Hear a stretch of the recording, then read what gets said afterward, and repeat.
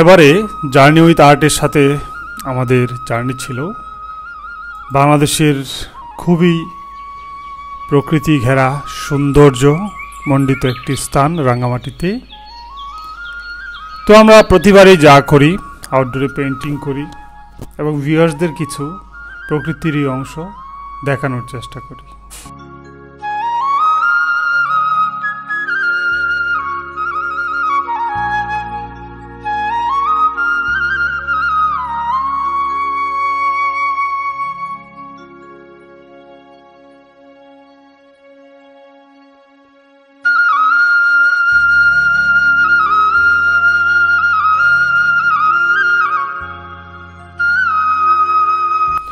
তো যাই হোক, উদ্দেশ্য ছিল পেইন্টিং করা। আমরা একটি সুন্দর জায়গায় আসি, সেই জায়গাটিতে আমরা দেখতে পাই যে একটি ব্রিজ, তারপর একটা ছোট্ট বাজারও আছে, যে লেক থেকে মাছ ধরে জেলেরা এই বাজারে বিক্রি করে। বটবৃক্ষকে কেন্দ্র করে বাজার, এই বৃক্ষের নিচেই ঘাট, সেই ঘাট থেকে মাছ বিক্রি করে। যেহেতু লেকে প্রচুর মাছ আছে, এই মাছ ধরে জেলেরা বিক্রি করে। তো সেখানে গিয়ে দেখি যে একটি সুন্দর কটেজের চালাটি লাল। তো আমার উদ্দেশ্য ছিল যে এই কটেজকে আমরা সেন্টার অফ ইন্টারেস্ট করে আমি যদি কাজ শুরু করতে পারি, কারণ এটাতে লাল একটা ভাইব্রেন্ট কালার আছে, আর ব্যাকগ্রাউন্ডে তো সব জায়গায় নীল আর নীল, পাহাড় নীল, আকাশ নীল, আবার পাহাড় এবং আকাশের যে রিফ্লেকশন সেটা পানিতে পড়ে সেটাও প্রচণ্ড অদ্ভুত একটা সুন্দর নীলে পরিণত হয়েছে। তো আমি এই কটেজটা নিয়ে কাজ শুরু করি। ব্যাকগ্রাউন্ডে যে ব্ল্যান্ডিংটা সেটা চেষ্টা করি খুব সুন্দরভাবে সফট ব্ল্যান্ডিং করতে। এই কাজে আমি হোয়াইট স্পেস ছাড়ার ব্যাপারে অনেক বেশি সচেতন ছিলাম, যে হোয়াইট স্পেসটা যদি ভালোভাবে ছাড়া যায় কাজের কন্ট্রাস্টনেস আছে। তো এই কটেজের পাশেই ছিল একটি নারিকেল গাছ, কিছু ঝোপ জাতীয় গাছ, সামনে রাস্তা। তো নারিকেল গাছটা আঁকার চেষ্টা করলাম খুব সিম্পল স্ট্রোক দিয়ে, ওয়াশ দিয়ে ব্যাকগ্রাউন্ডে। দেন এই যে সকালের দিকেই যে একটা সুন্দর রোদ পড়েছে কটেজের যে সেই ঘরটায়, সেই রোদের লাইটটা ফিল করানোর ব্যাপারটা আমার মধ্যে প্রচণ্ডভাবে কাজ করছিল, যে এটা এই লাইটটা থাকতে থাকতেই এই ফিলটা আনতে হবে।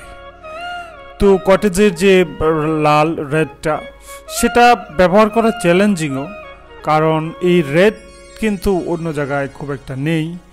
তো এই রেডটাকে এমনভাবে ব্যালেন্স করতে হবে যেটা মানে খুব একটা অসামঞ্জস্যপূর্ণ না হয়। তো সেই বিবেচনায় আমি ট্রিটমেন্টটি শুরু করি এবং স্ট্রোক বাই স্ট্রোক যে কাজের লেয়ার বাই লেয়ার আগানোর চেষ্টা করেছি। আপনারা দেখতে পাচ্ছেন যে কাজের মধ্যে খুব বেশি ওভারল্যাপিং না করে সিম্পল একটা ওয়াশ দিয়ে ফার্স্ট ওয়াশ শেষ করলাম, এবং সেকেন্ড ওয়াশে আমি চাচ্ছি যে কাজটা যতটুকু পারা যায় শেষ করে ফেলতে, কারণ খুব বেশি লেয়ারে গেলে, খুব বেশি ওভারল্যাপড হলে ওয়াটার কালারের যে মাধুর্য, ওয়াটার কালারের যে সিম্পলিসিটি সেটা হারিয়ে যায়। তো ওয়াটার কালারকে বলা হয় যে কবিতার মতো। কবিতা যেমন অনেক গল্প, অনেক কথা মাত্র কিছু শব্দ দিয়ে গেঁথে ফেলা হয়, ওয়াটার কালারটা সেই রকমই। অনেক গল্প, অনেক কথা অল্প কয়েকটা রং রেখা দিয়ে সেটা ভাব প্রকাশ করতে হয়। তো এখানে পাহাড় আছে, তারপর ওই গানটার মতো পাহাড় আছে, সাইগর আছে, মনের মধ্যে রং, আঁকা বাঁকা পাহাড় আছে। তো এই যে পাহাড়ের গান, পাহাড়ের যে সৌন্দর্য সেটা অসাধারণ।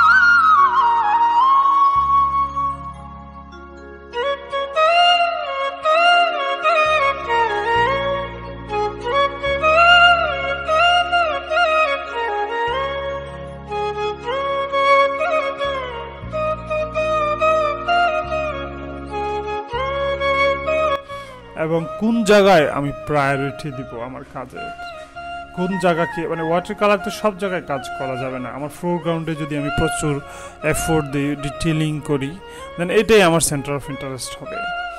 এবং বাকি সাপোর্টিং এলিমেন্টসগুলোও যেন ওভারল্যাপিং না হয় প্রচুর, আর সেখানে যেন খুব বেশি কাজ না করতে হয়। তো সেন্টার অফ ইন্টারেস্টটা আসলে প্রায়োরিটি বেসিস ডেভেলপ করতে হয়। যে আমার ফার্স্ট প্রায়োরিটি হচ্ছে কটেজটা, এটা মানুষ প্রথম দেখবে। দেন সেকেন্ড প্রায়োরিটি আমি কোন জায়গায় নিতে চাই, আমি একটা ব্ল্যাকের মধ্যে নৌকা আছে সেখানে যেন মানুষের চোখ যায়। থার্ডলি যেন দূরের একটা পাহাড় আছে, মেঘ আছে, সেই জায়গায় চোখ যায়। তো মানুষের যে আমরা যে প্রক্রিয়ায় আমরা আসলে নেচারকে দেখি, অনেকটা বলা যায় যে আমরা একই সাথে দুটি বস্তুকে সমানভাবে ফোকাস করতে পারি না, চোখ দিয়ে, মন দিয়েও পারি না। তো ছবির বিষয়টা অনেকটা তাই, একই সাথে প্যারালাল ওয়েতে কোনো ডাবল কোনো অবজেক্ট, দুইটা জিনিসকে সিমিলারলি ফোকাস করা যায় না। এবং যদি করা হয়ও তাহলে ছবির যে সৌন্দর্য, মাধুর্য, সেটা নষ্ট হয়ে যায়। তো আমাকে ঠিক করতে হবে যে this is my first priority in my painting. তো এই যে প্রায়োরিটি বেসিস বিভিন্ন এলিমেন্টসকে ডেভেলপ করা, ওয়াটার কালার তো আসলে শেপ ডেভেলপ করা হয়, ছোট বড় শেপ, নানান ধরনের শেপকে এস্টাবলিশ করা হয়। যেমন একটা ঘরের শেপ আছে, গাছের পাতার বিভিন্ন বিভিন্ন শেপ আছে, তো পাহাড়ের শেপ আছে। এবং এই যে রং ব্যবহারটা, কোন জায়গায় আমি খুব ঘন রং ব্যবহার করব, কোন জায়গায় একটু লাইট করে ট্রিট করতে হবে, এই যে ব্যাপারটা, এগুলো নেচার আসলে না দেখে সেটা ফিল করা যায় না।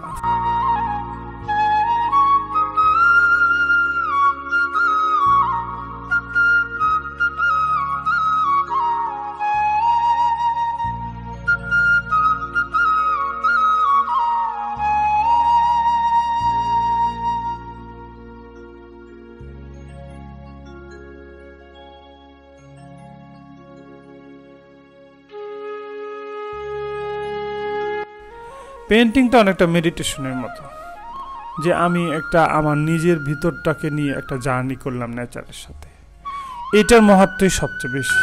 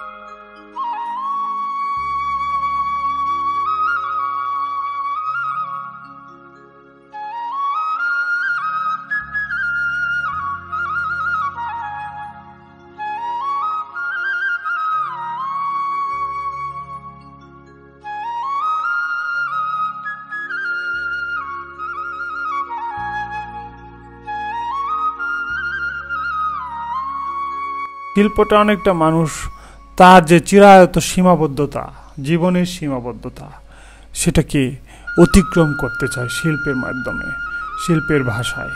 এবং শিল্পী নিজে তো অতিক্রম করেই, এবং শিল্পকর্ম যে দেখে, সে যদি মিনিংফুলি কমিউনিকেট করতে পারে, সেও কিন্তু সেই সুধা পান করতে পারে অনেকটা।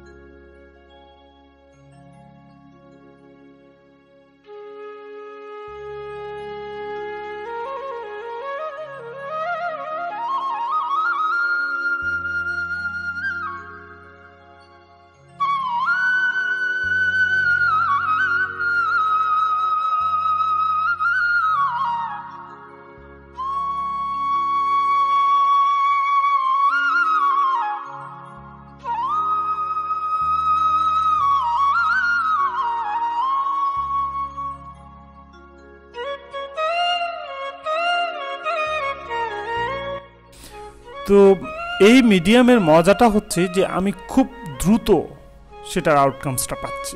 এটা অন্য কোনো মিডিয়ামে সম্ভব নয় ওয়াটার কালারের মতো, যে আমি এটা রং, টেক্সচার, ফর্ম, শেপস খুব দ্রুত একজন শিল্পী তার রেজাল্টটা পেয়ে যাচ্ছে।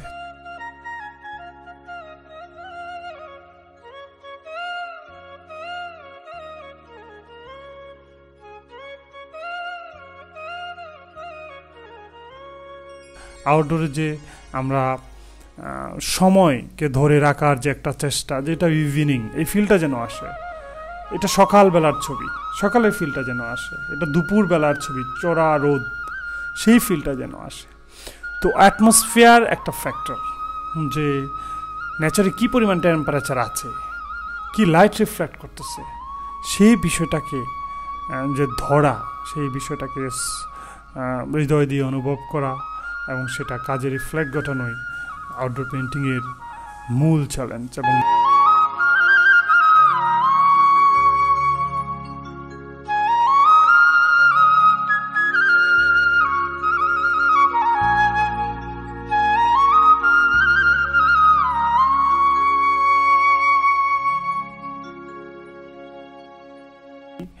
আকাশের কোনো নীল রং নাই, আসলে আকাশের তো কোনো রং নাই, কিন্তু আমাদের চোখের রেটিনার যে ইন্টারনাল কালার সেটা ব্লু, সো এটাই রিফ্লেক্ট করে যে আমরা আকাশে নীল হিসেবে দেখি। প্রকৃতিতেও তো নীল বলতে কোনো রং নেই সরাসরি, পাহাড়ের খুব দূর থেকে নীল দেখা যায়, আবার পরক্ষণে যখন এই পাহাড়টার কাছে গেলাম তখন দেখা গেল যে সবুজ, আবার দূরে নীল হয়ে গেছে। সো এটা একটা বিভ্রম বা ইলুশন।